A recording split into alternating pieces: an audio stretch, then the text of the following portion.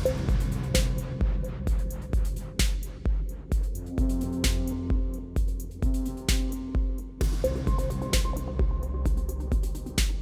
tardes and bienvenidos al Instituto Cervantes de Nueva Delhi. I would like first of all to thank the Embassy of Argentina, especially Marcelo Boffi. He will be here in a while. Now he had a meeting, but he will join us in a short while. So thanks very much for proposing this event. Thanks also, we'll also like to thank Professor Ganguly for being here with us, a great specialist, and he will take part also in the round table after the projection of the movie. And of course, above all, Suraj Kumar, the producer.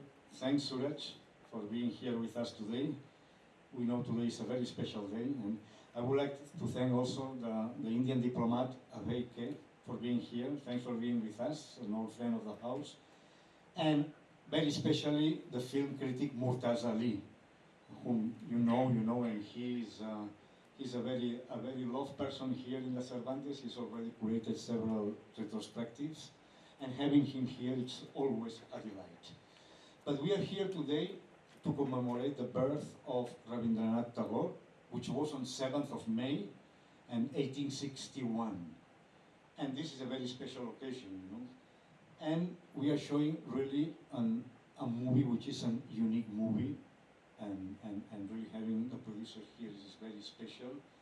It's a unique movie, and thinking of him, that describes the long month stay of Rabindranath Tagore in Argentina in 1924, if I am not wrong.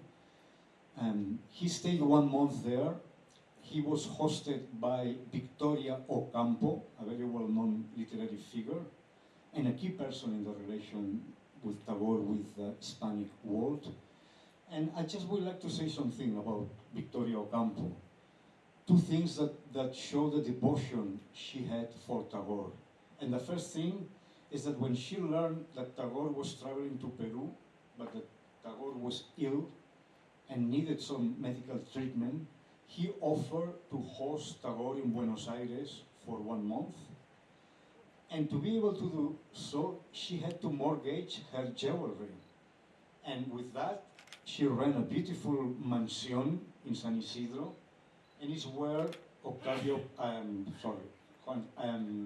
Tagore stayed there for 1 month. So she was so devoted that she just mortgaged that, and she gave, not only her money, but her whole soul and time to take care of Rabindranath Tagore. And the second thing I would like to say, which I think is also very, very interesting, years later, when she received news of Tagore's death, she just wrote a simple telegram to Tagore's son, saying in Spanish, pensando en él, which translates into English is thinking of him, which is the title of this movie. So this shows very much, the kind of intensity in this relation. For us, being able to screen this movie here has a special significance because, I don't know if you notice it, the students know it very well, but our library here, it's called Zenobia Juan Ramón Jiménez Tagore Library. Now you will say to me, what's such a long name? You put such a long name to a library, but there is a reason behind. And the reason being, that Tagore was translated by another Spanish poet, which was also a Nobel laureate, Juan Ramón Jiménez. So Tagore Nobel laureate was translated by another Nobel laureate, the Spanish one, poet. But later on, it transpired that the real person behind the translations was not Juan Ramón Jiménez, but his wife, Zenobia Camprubí, who was from Puerto Rico, and her English was much better than Juan Ramón. Of course, Juan Ramón Jiménez must have given his important touch to the whole thing as a poet. And that's why our library is called Zenobia Juan Ramón Jiménez Tagore. That's the reason why. Okay. And I would like to say something that I learned from Professor Ganguly here. So the translations done by Juan Ramon Jimenez and Zenobia were so good. They were poets, and they were great poets, that, and Professor Ganguly always says this, that Tagore had a longer life in Spanish-speaking countries, much longer, even now. Even now, Tagore is still popular in Latin America, in Spain. I remember being a kid, I didn't know anything about India. I was just a teenager, and books of Tagore were available everywhere in the 70s in Spain. So this longer life of Tagore is thanks, I will say, to Juan Ramon Jimenez and Zenobia Camprubí, and obviously to perhaps the ethos of the Spanish-speaking world, which is very different from the English-speaking world. As I said, I would like to say one thing. A lot of things have been said about the relationship between Victoria Ocampo and Juan Ramon Jimenez. I'm sure that during our roundtable we will be able to say a few things more. But I would request you not to watch this film, watch it only as a pointer to the relations between Ocampo and Tagore. Watch this movie as an unfulfilled promise. An unfulfilled promise that it belongs to us to fulfill it. And I would say that truncated relationship of Tagore with the Spanish-speaking world. It is the promise of that relation. And I remember that Tagore said to Victoria Ocampo that she incarnated Latin America for him. And Victoria Ocampo answered, and for me, India will be always represented in you, in Tagore. So for me, this is symbolic, and we should take hold of this symbol and fulfill this unfinished relationship between Tagore and Ocampo, between Tagore and Argentina, between Tagore and Latin America, and between Tagore and all the Spanish-speaking worlds, that perhaps now is the time to really fulfill this still promise that is pending there. Thank you very much. I would like to ask Murtaza to say a few words in the beginning of this session. Murtaza, you have the floor. Thank you.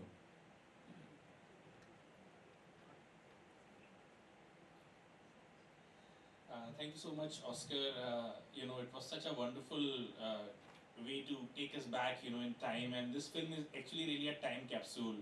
And I'm really grateful to Dr. Oscar Pujol. I'm really grateful to Instituto Cervantes. I'm grateful to Suraj. And I really welcome you all, because this is really a very, very different kind of cinematic experience. And as you would very soon, be able to see it for yourself, that this is a very different kind of a meditation in how it takes us on this amazing voyage, that Gurudev Rabindranath Tagore took, almost, in fact, 100 years ago, because we are in 2024 and we are talking about 1924. So this is really something that would bring India very close to the Spanish-speaking world, to the Hispanic world, and that is the reason why, we want to have this wonderful roundtable discussion also. We will joined by Dr. Pujol, we'll have Professor Ganguly, we'll be joined by Mr. Marcelo from the Argentinian Embassy. We also have the producer Suraj Kumar. This is a very special film because of 2-3 reasons. One is because this, for me, is the most important film made on Sri Gurudev Rabindranath Tagore. Till now, there have been, a lot of documentaries, but this is really a full work of fiction. And the casting is also very beautiful.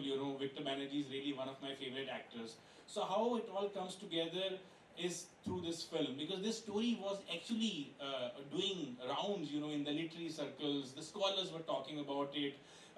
In fact, every day I get to know something new about this film. Only last evening I was told that this film was actually, initially offered to, say, somebody like an Amol Palekar, but unfortunately it couldn't be materialized. Then, Rahul Bose came into picture. So over the years, so many people have been wanting to explore this story, but it never came to fruition. And I'm really happy that, our friend Mr. Suraj Kumar, he was able to finally bring this film to life. And I must also congratulate Pablo Cesar, the director, and the writer, for really, bringing it to the forefront of this dialogue, this conversation. and on the occasion of Gurudev Rabindranath Tagore's birth anniversary, 163rd birth anniversary, if we are having this wonderful screening and if we are able to bring this beautiful document, beautiful time capsule for you, then I think it's really something that calls for celebration. And once again, I'm grateful that Instituto Cervantes is able to organize this, and I welcome you all, and I encourage you all to really, partake in this amazing cinematic experience that will really transport you in a very interesting times wherein Gurudev lived, Victoria lived, and it was really the beginning of it all. So I really hope that you enjoy. Thank you so much. I would like to call now the, Marcelo Boffi from the Embassy of Argentina. We already gave thanks to you, and we know that you were perhaps in a meeting. Please. Namaste. Well, thank you very much for being here. Thank you very much, Instituto Cervantes, for screening this wonderful movie. I had the pleasure to watch it a couple of times. I met Raj yesterday, no, the day before yesterday, and it was a pleasure to discuss about this movie, which is very hard for me. It's very close to my heart because I live in the neighborhood where Villa Campo is, which is San Isidro. It's a very beautiful place in Buenos Aires. And of course, I'm looking forward for the round table after that to discuss, of course, about the film, about the movie and the relationship between Victoria and Tagore, but also about the ways that we can cooperate between Argentina and India to do more co-productions like this. I think both countries have a lot to learn from each other, and looking forward for that discussion. Daniel, thank you very much. So let the session begin. Thank you very much. Firstly, I again, would like to take this opportunity to thank Instituto Cervantes, the director, Dr. Oscar Pujol, and the producer of the film, Suraj Kumar, and the Embassy of Argentina. Marcelo is here, and then of course the one and only Professor Ganguly, for making this event a reality. There was this idea that this happens to be the time when we celebrate Gurudev Rabindranath Tagore's 163rd birth anniversary. So we thought that if we can use this occasion to organize the screening of this very rare and very unique film on Gurudev Tagore. I said that in the beginning also, and I think Dr. Pujol also touched upon the relevance of this film in how it's basically bringing two civilizations close. It's bringing two, not just two, I would say, countries together. It's bringing two different kind of civilizations together, but also it is also making us remember that how humanistic Tagore's works were, how universal his works were, and of course through the film we also got to know about this wonderful, Argentinian scholar, writer, feminist, Victoria Ocampo, who really, is a figure that is a very mammoth figure in herself, In this film, of course, we see her through the eyes of Tagore, and we see Gurudev through her eyes, But in many ways, she's a figure that also can be seen independently. I have read a lot of literature about her, and there's so much that can be talked about her, outside of this film. But this film really allows us to see Victoria, and Tagore in a very, very unique light. And the idea of having this conversation is, of course, to touch upon a lot of those factors. We have somebody like Dr. Pujol, we have Professor Ganguly, who is a well-renowned Hispanist, and we will definitely get into that aspect. And then with Suraj, the idea is to talk about the making of the film, and with our distinguished representative from the Argentinian embassy, we would like to explore how we can, increase these co-productions between our two great countries. So I would like to start with you, Oscar. You made a very interesting point, at the very beginning also, that this is something that is a reminder of what we need to do, more, and something that very early on, Gurudev Tagore, and Victoria made us remember and made us understand the importance of bringing our two great civilizations together. So in your perspective, you have worked very closely in India. You have established, this institute, and then since then you have been a very important part of the cultural ties between our two countries, and in many ways the Indian world and the Spanish-speaking world. So how do you see this film from the point of view of somebody who works day in and day out in bringing India and Spain or India and the Spanish world closer? Thanks, Mortaza, for the. As I said in the beginning, no, I mean, I do see that the encounter between India and the Spanish-speaking world it's an encounter that it's taking place still. I've been in India for many years. You know, I was here in '79. Then I studied in Banaras in '86, and I've seen a sea of change between India and in general about the Spanish language, of course, but also, you know, how the growing interest, especially for Latin American countries, of course, but also for Spain. I would say that we were practically unknown in India. We were that country, you know, which, for Spain, for instance, no, and people hardly knew about us. There are historical reasons for that. Of course, they knew about the Portuguese, but not about Spain and about the Spanish-speaking countries.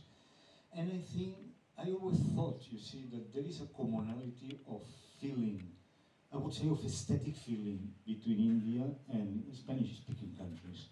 We are very different from Anglo-Saxons. Anglo-Saxons have been, you know, for Indian people, they opened the door to Europe, and still Anglo-Saxon world is the first reference for Indians, and this is a fact, and we are, I mean, nothing have to say. But I feel that once they began to discover, you know, Spanish-speaking world, because I do really think that at the emotional level we speak the same language, both Spaniards, Latin Americans, but our cultures are very different, and we must be very realistic about that. So, as I said in the beginning, for me, this movie, it's a sign of hope that this encounter that never took place earlier now is taking place, and it's taking place in a wonderful way. For us here at the Cervantes, we are really amazed to see the response for the Spanish language. Professor Ganguly and other Hispanists, they know that, and they were the first to do that and to practice that, no? But I would say in the last 20 years, I think there are several reasons why the Spanish-speaking world is coming closer to India, and I take this movie as a witness to that. The first thing I would say is of course the emergence of Latin America. If you see at the trade, you know, balance between Latin America, it has changed so much. I've seen that with my own eyes. I've seen Latin American embassies being opened when we opened the Cervantes, and we see how this is changing. So first thing, the emergence of Latin America. That's very important, and that's a thing. Then Indian people also are surprised to find that one reference for them, at least professionally, which is the USA, and I always refuse to call USA America. Because America is everything. True. From the land of, no, from the Tierra del Fuego to Alaska, all is America. So don't let, you know, that they stole the name. So when Indian people see that in the USA, Spanish is such a strong player, and Hispanic culture is so they take notice of that. And see, Spanish is a language that is spoken here, and it's a powerful language. So that's another reason why. And another reason, I would say, you know, I think also Spain, and especially Spain has been doing a lot of work in India for the last 20 years. We opened this institution, which was not there, and we increased our number of lecturers in all the universities. And there's been a very strong external action of Spain, because Spain realizes the importance of India now. And it is taking us some time, but now we realize, along with Latin American countries, no? And I would say also that I think Spain also plays an important role for Indian, because Spain has this peculiarity that it is both an European country, but it's also a country that it's open to Latin America, and you know very well that for us Latin America is still so important, and so for you also, no? So Spain also acts as a kind of a bridge between these two worlds. So just to cut it and give room to other speakers, for me, when I saw this movie about 1 year ago, it struck me, you know. And as I said, and seeing the whole relationship between Victoria and Tagore, you know, it's both things. It is fulfilling, it is frustrating at a certain point. True, true. We see them, you know. Yes, They have this hope to do more, to be closer, but they are not able to do so. So I take this movie as a symbol fact, that the time of being closer has come, and we are working on that. I think you've touched upon a very beautiful point, because when they meet also, for the second time, they don't meet, either they meet, in Argentina or the Latin American space, or, neither nor they meet in India. So they meet in a neutral territory, which makes us wonder, that somewhere a lot needs to be done. And for me as a Spaniard, and Professor Ganguly knows that very well, no? The fact that Tagore never came to Spain, but went to Argentina, for us it's a kind of, I won't say consolation because it's not that, but it's a kind of fulfillment to know that Tagore was in touch with Spanish and with the Spanish-speaking countries. Professor Ganguly, as I also said at the very beginning, that we are now looking at 100 years, of this amazing journey, which happened by chance, because he was going to Peru, as you would probably be able to explain it in a better way, for the centenary celebration of the independence. But his health, deteriorated on the road, and accidentally all this happened, and this is now taken shape of a movie. Why don't you throw some light on these 100 years, of how things have changed, from the point of view of the scholarly perspective? Like, I'm sure, you will be able to throw more light on how enriching the recent times scholarly research among Indians, as far as the Spanish literature is concerned, as far as the Hispanic culture is concerned. So if you could throw more light on that, how things have changed over the last 100 years, ever since this journey was undertaken. Thank you very much. I am, first of all, very grateful that I've been invited to be amongst you people and talk about it. But if you really want me to give a proper, detailed answer, that would take hours and hours together. Of course. But Yeah. let me tell you about some of the sentiments that not only this film, but the fact that I'm here in this institute, where which is associated with the name of another Spaniard, Zenobia Camprobi, and of course Juan Ramon Jimenez. That part of the Tagorian contact with the Hispanic world. I mean, this is something that we all know outside Victoria and Tagore's relationship, either spiritual or material or both mixed. There are various interpretations of this relationship. I will not go into that. But there is another, part of Tagorian presence in the Hispanic world, which most of us do not know, and and that is what he talked about in the beginning. And sitting here, I would like to definitely mention that the other person, like Victoria Ocampo, the other person, at the same time, Victoria read, was reading from Gitanjali, a poem, and that talk about, I mean, this has been referred to here also, that talk about freedom, of an individual, how one is bound by certain relationships, and that relationship does not allow the other person to do, things freely. But here is Tagore, who is telling, in writing, and in that poem, when she reads, she actually finds her whole future philosophy, being brought out. And Victoria Ocampo had, of course, she belonged to a very rich family, well-to-do family, but it was a very, very orthodox family. And not only that, Argentina at that time was also passing through a lot of problems, although it had opened itself to Europe and all kinds of developmental facets in Argentina. But the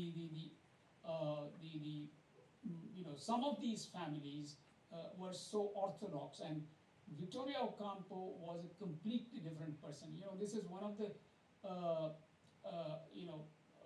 very limiting aspect of our studies about this Victoria Ocampo-Tagore relationship, where we study Tagore. We know what he writes, what he is trying to, and what kind of a feeling it is evoking in Victoria Ocampo. But we have never discussed Victoria Ocampo as a person, Victoria Ocampo as a personality, Victoria Ocampo as a person who really, brought into force in the Argentine society a kind of feminism which was absolutely necessary at that time to open Argentina. In 1914-15, there are other Argentinians. Joaquin Gonzalez was one of them, and he was in 1915. He had already translated 100 poems of Kabir. In order to tell the Argentines the importance of this whole idea of love, and the love which, according to Kabir, did not suffer from any dialectics, but it leads one to a complete reconciliation with the impulses of the creative impulses of people. And Gonzalez, he was actually a very well-known individual. He was participating in politics, but he found in this book of Tagore, 100 poems of Tagore, 100 poems of Kabir, written in English by Tagore, he found a kind of an opening. Now, so at the same time, and this is the time, 1915, when Victoria Ocampo is also reading Gitanjali, and that poem really opens her up. And of course, she dreams with that. She applies with that.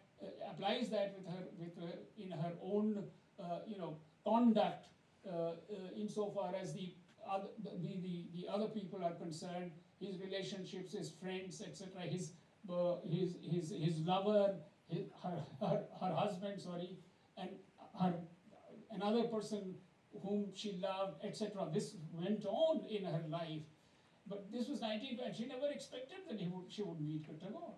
She would never expect, and this is same thing is happening in case of Spain, when a lady called Zenobia Camprubí Jiménez, Zenobia Camprubí, who is a friend of another great writer, poet, Juan Ramón Jiménez, in Spain itself, who is a kind of a mad kind of a person who is very difficult to reconcile with, and he wants to marry Zenobia, and Zenobia doesn't want to marry him.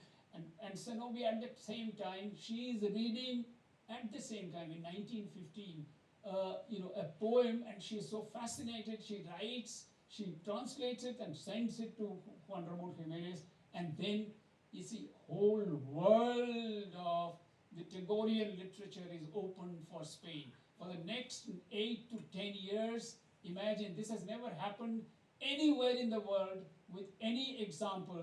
A person like, a great talented person like Juan Ramón Jiménez is translating Tagore's 20 books, 20 books for the next 10 years. He's constantly, and that is the kind of translation that was done by him actually made Tagore a person who was accepted in the Spanish world, Hispanic world, not only in Spain but also in Latin America. Whereas Tagore was dying out after the 1920s, 1930s.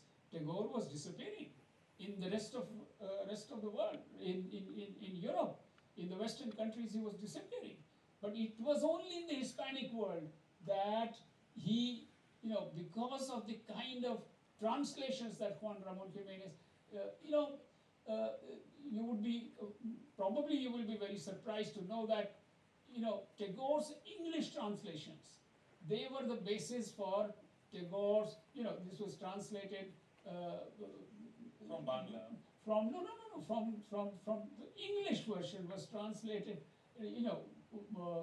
from the Bangla, yes, of course, but the English version, which was done and got him the Nobel Prize, that English version, which Tagore himself did, and which was of course corrected by Yeats and all that, but that English version is not even 10% of the original Bengali. Not even 10% of the, because I, being a Bengali, I am aware of this, and not only the Buddhadev Bose and many other intellectuals have actually said that Tagore's English version is nowhere near the Bengali version at all, and yet this got him that kind of.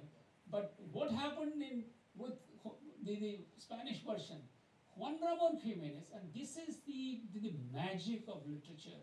Juan Ramon Jimenez, with his Spanish, created such a Spanish version that to a person like me, or my kind of a habit, or desire, or intellectual curiosities, the Spanish version gives me the same kind of a dynamic resonance as the Bengali version. I think that's an incredible.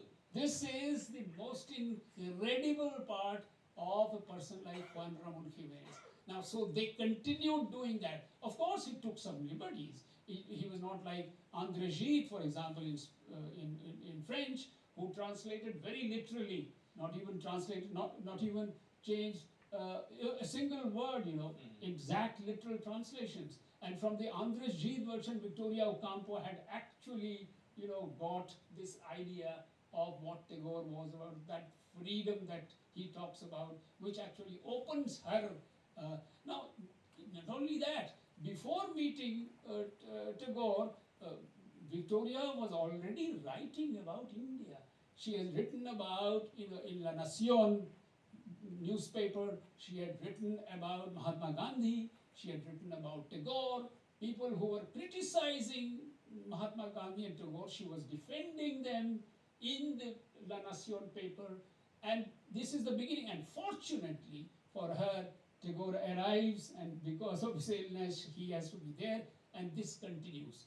And of course, the details of this, we can go into those details, but if you read, for example, Ketaki Kushari Dyson, the great scholar, herself a poet, who has written a book called In Your Blossoming Flower Garden, where she has done a huge research on this Tagore's presence and all the things that happened. For Tagore in Latin America, in Victoria's company, Victoria herself says in her autobiography that there were, when we were together, there were more things unsaid than what were said. Our company flourished in not saying things, but by being together. Now, and later also, she expanded this statement. Tagore was there for about 2 months, a little less than, 4 days, less than 2 months. He was there, and he left in the first week of January in 1924. 25, sorry, 25. He arrived in December. Yes, December, so 25. And from that date till Tagore died in 1941, there is a constant exchange of letters. So you can imagine that it is not only happening there when Tagore is there. He's writing every day, about her, to her, and there are letters which are, which will clearly tell any psychologist that here is a person who has really fallen in love, and here Professor, I'll come to that. All two people who have come to love, But Tagore, of course, had other, things in mind, because he was in a kind of a situation where he was responsible for a bigger master and for a bigger task, and so therefore he had to leave and he had to come to India, and he was involved in so many other things in India. So that, but the letter writing continued till 1941. So all these years from 1924 to 41, there are constant, there are, the first few years there are continuous letters, but in the last few years, 6, 7 years, the rate of letter writing comes down because of Indian political situation, etc. But the letter writing continues, and if one analyzes those letters, you can read this letter, and also those who know Bengali can read Shankha Ghosh, the great poet after, let us say after Tagore, one of the greatest poets of Bengal. Shankha Ghosh has written a full book on this Victoria Ocampo, and the house of San Isidro, and what she did, what happened there. He has written a full book in Bengali, and that is a source of knowledge for most Bengalis to know more about Victoria. But my disappointment is that the whole Bengali readers who know so much about Victoria, Victoria's relationship with Tagore, they do not know about Victoria as a personality, which is what should be done. And secondly, they do not know about the other lady who was in Spain, Zenobia Camprobi, who was actually writing to him, to Tagore, letters which are 10 pages, 12 pages, like that. Shankar Ghosh, actually, I and Professor Shishir Kumar, late Professor Shishir Kumar, the great comparatist, we did a book on this relationship of Tagore and Zenobia Camprobi. So that book in Bengali, which I am now translating into English, it has done very well. People are extremely delighted with this whole idea of Tagore being so much accepted in the Hispanic world. But unfortunately, and this is this is human realities. Unfortunately, Tagore did not go to Spain. Everything was arranged. Tagore was ready. 1921. He was in Europe. He was supposed to come to he had written a letter, I am coming. Everything was arranged. The halls were arranged. Garcia Lorca was performing in a play for him to watch, and this was 1921. This was 1921. He was playing the role of Raghupati in a play called Visarjan, sacrifice. So that play, Lorca was out. Now, all flowers were arranged on the table. The caravan was ready. It was going to the train station, where a telegram arrives, says that he cannot come because he has to attend to another very important anti-fascist meeting in Europe that is being arranged. And just imagine if Tagore had come there. Zenobia had written 10, 12 letters, each 8, 9 pages, and where she's saying that, look, we are holding on to your tunic, your gown. All the time we are, holding on to it, hoping that we will get a little bit of scent from there, and get that creativity which is present in you. There, she is telling all this, or writing all this continuously, but Tagore, replies in a very formal 3 to 4 lines. So I am so glad that you are doing this. And Tagore does not realize this is the other part of the lack of understanding of a real intense kind of a, and not only just having the feeling of love, translating them for 10 years, more than 20 books. This is just not found anywhere, this example. So although this, I am very delighted with this whole idea of Tagore's relationship with Victoria Ocampo, always disappointed by the fact that Victoria Ocampo is not properly known by us. True. Her real personality, that feminism, she was taken by Peron, imprisoned by Peron for 27 days, 23 days, when even Nehru had to intervene to write to Peron saying that please release her, we would like, and Peron did release her after he received Nehru's. So there were other personalities also who were writing for, and she created that great journal called Sur. In the film you saw, she was saying that I cannot come to Shantiniketan. I have to go to New York. She has to go to New York. Why?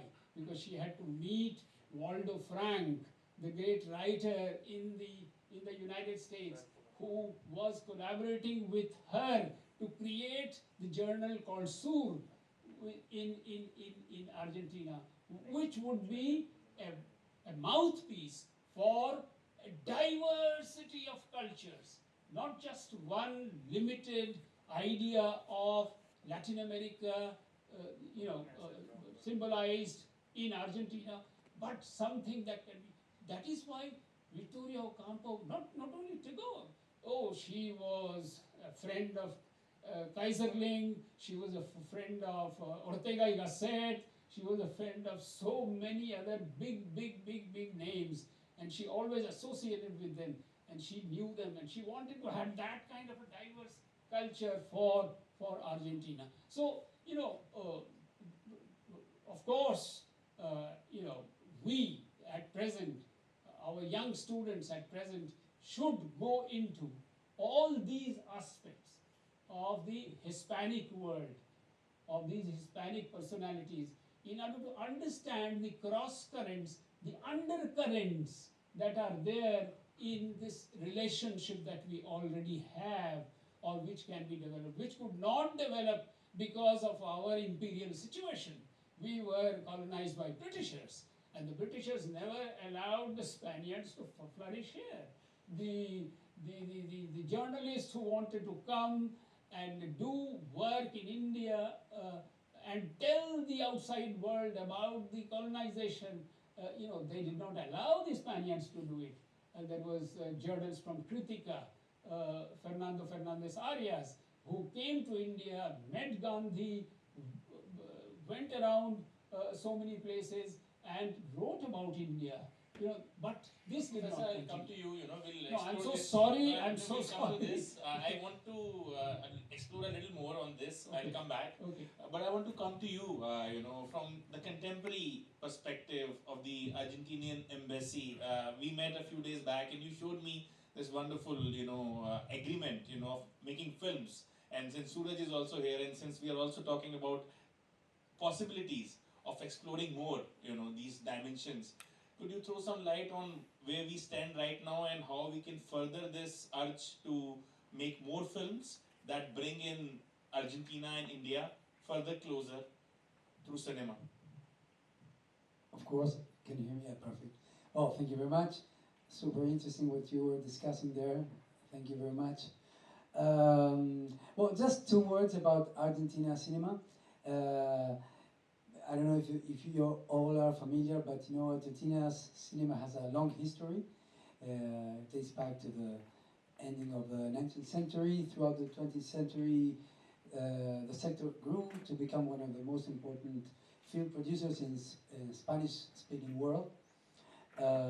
Today, Argentina produces around 150 to 200 movies per year, which places us like in a select group of 15 countries that produce the major film producers, headed by, of course, India, this group. But it's not only quantity. Argentina's cinema is renowned for its quality. We have won 18 Goya Awards, which is kind of the Spanish-speaking word Oscar, and also 2 Oscar Awards. One in '85 with The Official Story, and the second one more recently with Secret in Their Eyes. Exactly. So having said that, I think there's a huge ground for both countries to cooperate, and there's an intention from at least my government to move on with this. There's already an agreement that has been signed in 2018 between here in India, the Ministry of Information and Broadcasting, and the Argentine counterpart. So that's the frame within we should work together. However, I think it's quite a broad MOU, you know. So it's about cooperating in training, technical training, sharing contents, but we're trying to move forward for that. And we're already in negotiations that have been stopped during the pandemic for a more concrete agreement between the INCA, which is a Argentine Film Board, and again, it's the same counterpart in India. It's the Ministry of Information and Broadcasting. This is a much more concrete agreement, which I think it will be really a gate for new co-productions, because it talks about financing. It also talks about the possibility, you know, the need of creating a commission that should gather like every year and select, of course, the movies that can be supported by this agreement. Because I think that there's a huge potential for both countries. Correct me if I'm wrong, but this is the second co-production between Argentina and India. There has been a previous one, which I didn't see, but it's also directed by Pablo Cesar. It's called the Fruit Garden. I forgot the name in But I think English. this is the first feature film, if I'm not. It was a short film. Yes, okay. Sorry. Thank you for correcting me there. So you see only two co-productions between a country like Argentina. I told you is a huge film industry, and of course India it's even bigger. So I think there's a huge field. In mainly, I think, according to what I spoke with the people that work in the ministry in this field, there's a interesting potential in co-production with this financing if we manage to sign this agreement, and also training exchanges, technical exchanges, I mean, and also with the university exchanges. You know, Argentina has very good universities and schools, film schools. So I think that is a very interesting way there to move forward.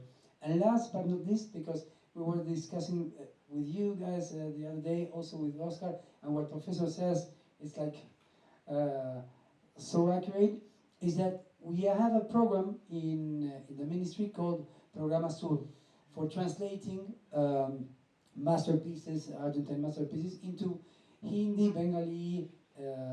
So we were planning to translate one of Cortázar, because this year is the year of Cortázar, because it's the 40th day of his death. So we're planning to do something with that. Martin Fierro, exactly. We have translated already, according to my records, 9 books. But what about doing one of Victoria Campo in Bengali, as Oscar said? So that was perfect. So you know what? These things throw ideas that, and of course the fact that these movies, you know, are amazing because they triggers your curiosity, you know. I mean, in my case, I've never been to Kolkata yet. I've been here for 8 months, but I'm crazy about going there, you know. And I'm pretty sure that people that are so interested in this relationship between Tagore and Victoria Campo are willing to go to Argentina. Yeah, exactly. Yeah, why not? Well, we're gonna discuss for sure, because you're the person I think that we have to see. 8 volumes of autobiography, which is not translated into Bengali Perfect. or Hindi or Yes. any other No, language. what is sure, we already have the pictures, because at the embassy we have a nice like archives, and we saw some pictures. But yeah, thousands. Suraj, lastly, I want to come to you. Since we see Shantiniketan in there, and we also see this armchair, you know, which Victoria had to get into the ship with great difficulty. Could you throw some light on your experience of shooting the film in Shantiniketan, and if you could also highlight this incident with the armchair, you know, from the cinematic point of view, then I'm sure people would love to hear more about that. So, My film was in the last 30, 40 years, there was not a single film has been shot in Shantiniketan. So our was the first, I think, first and last. So usually they are not open for the film shooting.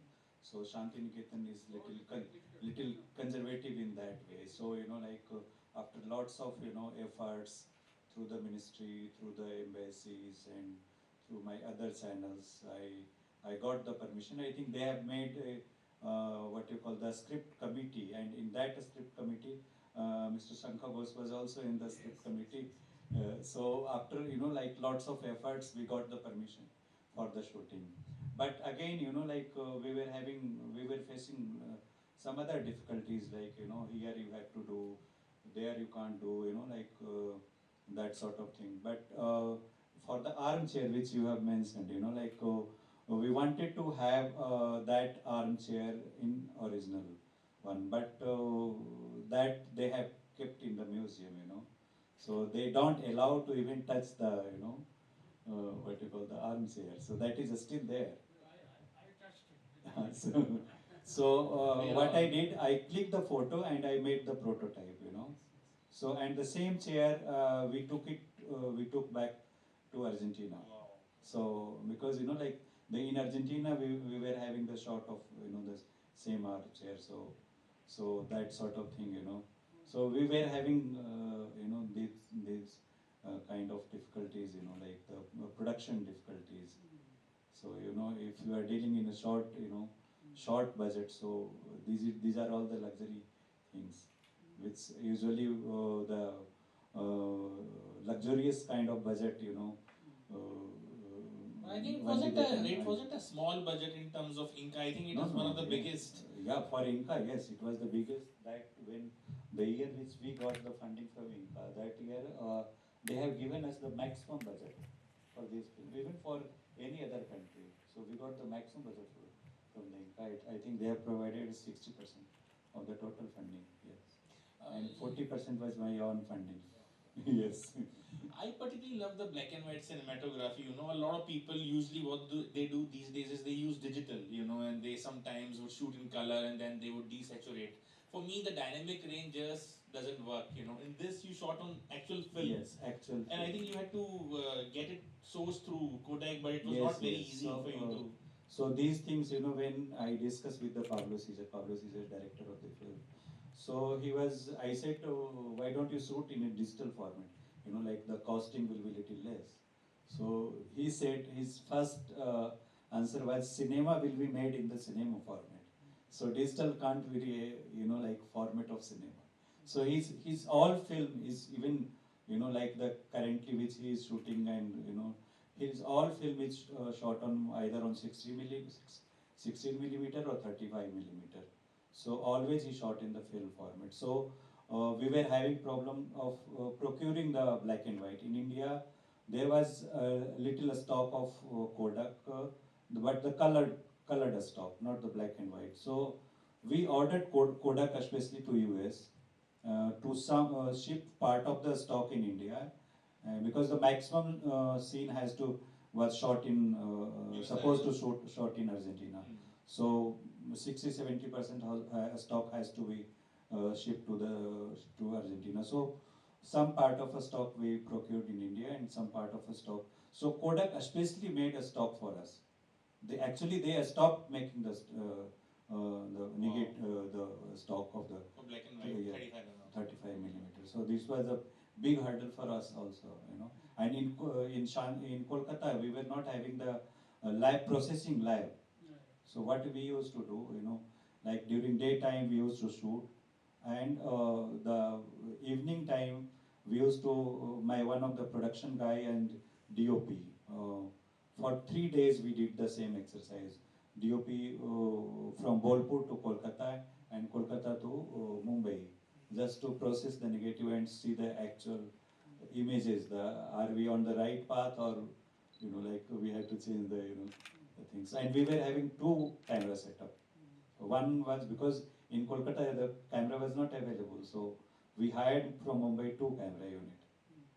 One for the for the backup thing. Let's say if something happened, like we can't get the help. Go back and yeah. logistics is a big issue. So, yeah. Since we have some paucity of time, I would just have time for one audience question. If any one of you. Before that, let me Okay, yeah, please, let me yeah, give one please, more please, information. please.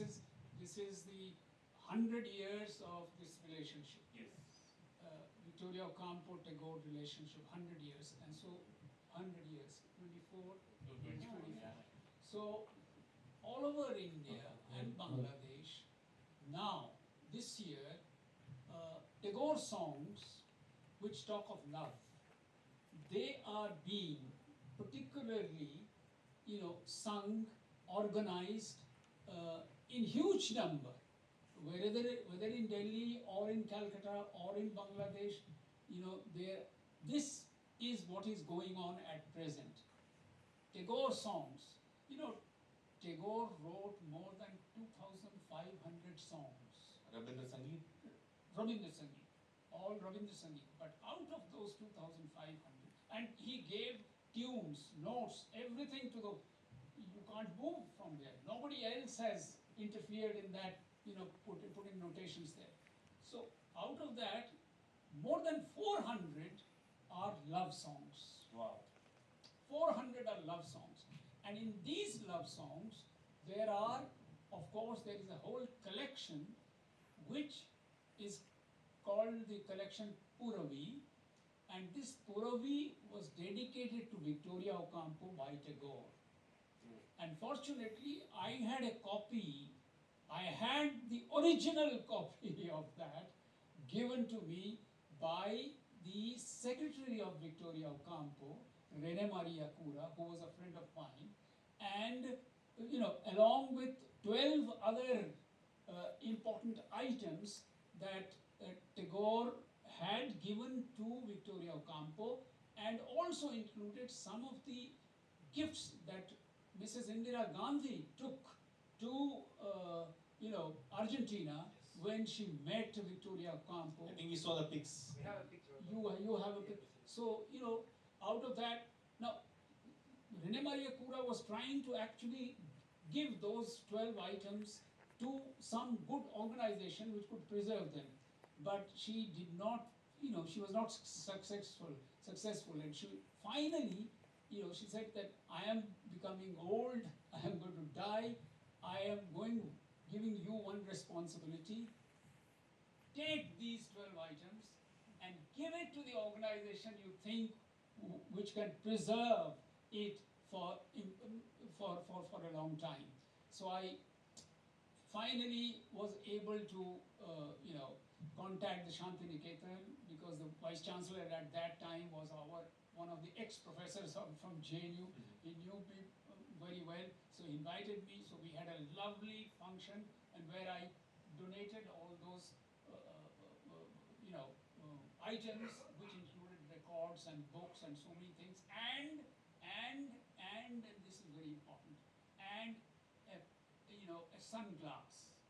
sunglass which Tagore gave Victoria Ocampo in France during this meeting. 1913. And that sunglass, it was lying with me for a long time, and let me share with you an emotional incident that happened, which I always take great pride in, recounting that thing. Before handing them over, I spread all these items on my table, and I took out that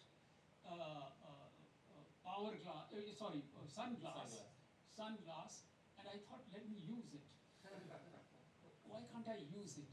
Shall I use it? But it was broken from the sides. So what I did was, my daughter was also there. She said, be careful, but just put it on. Please, I want to see you. Which I did. But what was the magic? When I looked outside, I thought that I was seeing everything very clearly. Wow. This was some kind of a magic which has remained unexplained to me. As I take out the glass, I have a very bad eyesight. My eyesight is going away. So as I kept it and put it on, I thought I was seeing everything clearly. There was some kind of a psychological, phenomenon that was happening Very interesting. during this time. Very, very interesting. I always want to tell everyone, and I had in that collection the Puravi collection, which Tagore particularly devoted to Victoria Ocampo, yeah. Puravi collection, in which there are many songs which actually he wrote for Victoria Ocampo. In fact, some of the songs which he had written just love songs, but they became important because the public people started using it for Victoria Ocampo. Beautiful, beautiful. Ami chini ge chini tomare ogo videshini. This was not written for Victoria Ocampo, but people started using it for Victoria Ocampo. I'm sure we can have a whole separate discussion on that as well. I'm sorry. No, that's fine. So yeah, one question, as promised. We'll let the mic be passed on to you. Thank you very much. Please give a quick introduction also. My name is Ashrafuzzaman Ujjal. I am from Bangladesh. I'm a travel writer. Welcome to India. And I had the opportunity to visit Victoria Ocampo House in 2005, 19 years ago. And I had a write-up about Argentina as well. Last March we did a Latin American carnival where we, arranged like Latin American movies. Argentina, one of the movies, Secret, that. Yeah. And that one. And we are also going to publish a travel journal where Latin and Central countries travelogue and movies will be written. My question is, I heard once, in the year of 1971 when Bangladesh got independence, at the time Victoria Ocampo, she had a movement, I don't know, she in Buenos Aires in the street for Bangladesh, for the support for the independence. And I will be very happy if this movie we can, screening in our country, and definitely I can arrange. I think it would be a pleasure for you, I think, and I think if you need any help from the Institute or the embassy. Yeah, that is why my question, all of you, whoever can support me, and I can give you more guarantee that our audience will be more. I was recently we can in give Bangladesh. I was in Dhaka recently, about a month and a half back, and they were very, very interested in showing this movie. And I told them I will talk to the producer, who is a friend of mine, and we will work out something. I did, the Institute of Mother Tongues there in the University of Dhaka is very interested in having this film shown there. So maybe we can have a series of screenings, at different, we can have one. And I already share, I have the collection of Latin American books into our language. In my collection, I have more than 60 books, which is already translated into Bengali. So day by day now, it is increasing. So I already shared to Professor Ganguly, and I'm so grateful to him that he supported me for my upcoming journal. He's so nice. He's an inspiration for all of us. Yeah. And I really thank you to Mr. Oscar and all of you that I already message to you and that I'm going to be here. Yes. So thank you very much, and I'll be happy if you can tell about the Victoria Ocampo's, that movement in Buenos Aires in the year of 1971. I don't know. I actually would like to know. And Would you like to add something? She was ill at that time.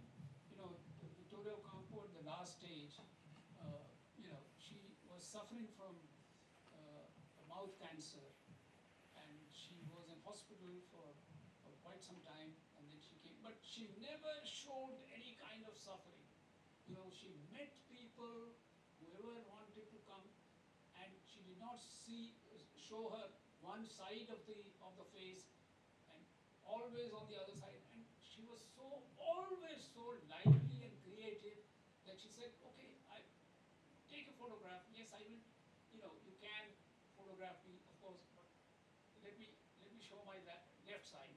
So without showing, that kind of a spirit she was, when she, our ambassador in 1974 in Buenos Aires was Mr. Moni Chadda. In fact, he has written a wonderful piece on Victoria Ocampo and his meeting with Victoria Ocampo. A number of times that he had gone and met her, and every time he said, I will absolutely absolutely fascinated by her approach to the whole question of creativity, friendship, life, being together, etc., etc. Even in a situation when she was terminally ill and she never showed that. This was the kind of spirit, she had during her last days. In fact, in 1991, we from JNU celebrated the full seminar, international seminar on Victoria Ocampo in 1991, and we produced a book with the Argentine embassy, which is called Victoria Ocampo. It's Wow. called Victoria Ocampo. I have that one, yes. You must be having. So there you will find all the facets of Victoria Ocampo and writings by us included in that book. But there are so many other books. I've told you about Ketaki Kuchari Tyson, Shankar Ghosh, I think this subject deserves a whole new discussion, on the books and Victoria Ocampo, and I really urge and entreat, Dr. Pujol, to really consider this as one of the upcoming, dialogues. Maybe we can just have Victoria Ocampo as the subject, and we can talk about the literary aspects of her journey. Of course, this film is just like a window, it's like tip of the iceberg, there's so much about her personality that, I've also read, and I would love to know more from you and, from what comes out of that dialogue whenever we have time for that. So thank you so much. Of course. Yeah, please. Yes. So thank you very much for this wonderful session. And I remember that seminar in '91 and the wonderful book. So let's close this with a hope, and taking advantage. This is the 100th anniversary of the stay of Tagore in Argentina, in Buenos Aires. And I think we have to join all our resources and efforts. And I would like to share, here with you that in fact I got a phone call from Buenos Aires 3 days ago by Gustavo Cansobre. He is a very active person there. He told me that he has a big interest in doing something, and he has a deep interest to do something, I think, for the 100th anniversary back in maybe October, November. That will be the exact time.